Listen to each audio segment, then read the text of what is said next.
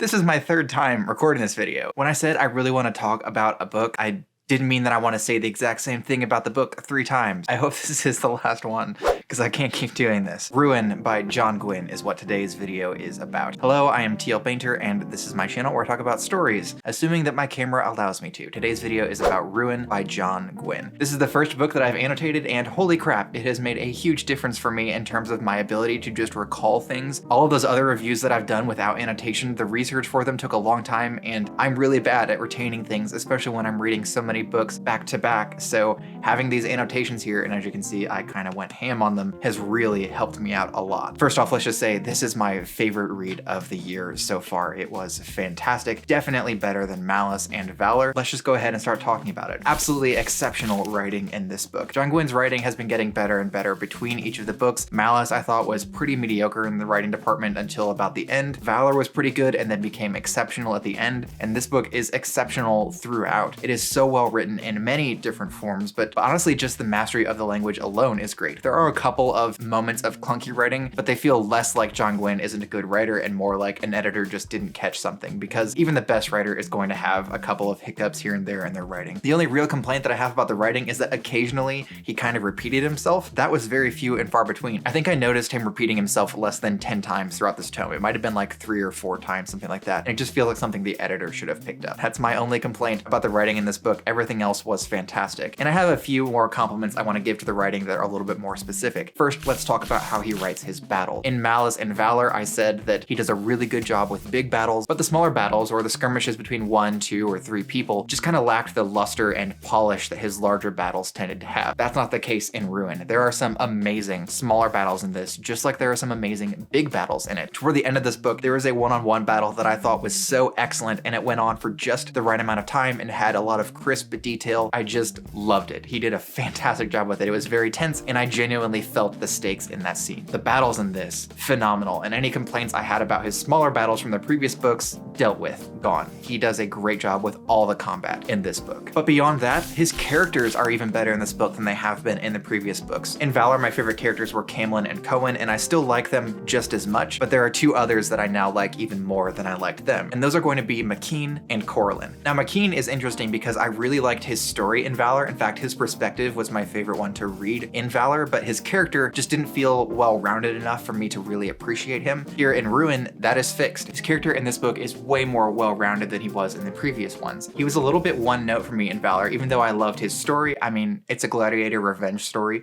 Of course, I'm going to love it. That is the way to my heart. But his character just wasn't as interesting to me as he is in this book. In this book, we get a lot more Makeen, and he's just a more interesting character. Every scene that involves him, even if it's not from his perspective, just pops off of the page. He is brilliant. I found myself laughing at a lot of the things that he said, and I was also able to predict how he was going to behave in certain situations, and that made several scenes, one in particular, extremely tense because I have gotten to know Makeen and I've kind of figured out the kind of person that he is going to be. He may be, in my opinion, the most well-developed character in this book. I had a deeper understanding of him in this book than anyone else, and I just enjoyed reading him more than anyone else. Now, that doesn't mean there was anyone else that I didn't particularly enjoy. Even Fidelay, whose perspective I didn't really like in the previous book, I really enjoyed her perspective in this, not just because Makeen was involved, although that helps, because I'm going to enjoy any chapter that involves Makeen. But in addition to Makeen, I found myself really liking Corlin. And it's kind of the same story where I enjoyed Corlin's perspective in the previous book, but her character just wasn't well-rounded.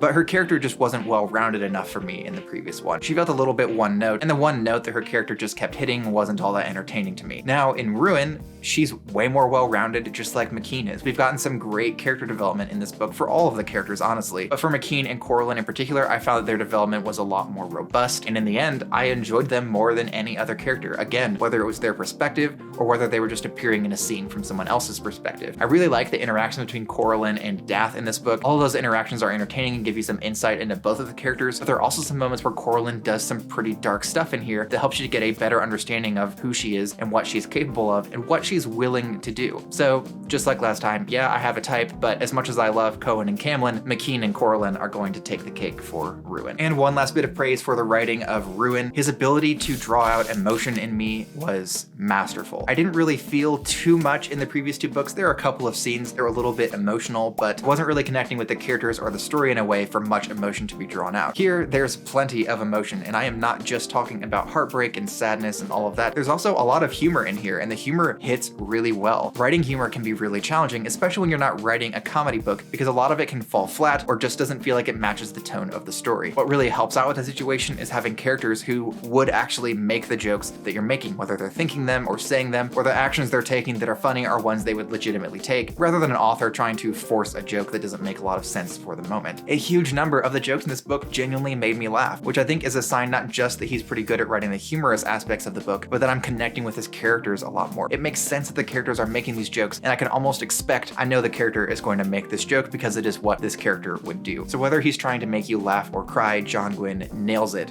with Ruin. All right, so one last point, and it is one that I imagine that people who are fans of the series want me to make, and it is that I finally got what I've been asking for in the previous two books, Trope Subversion.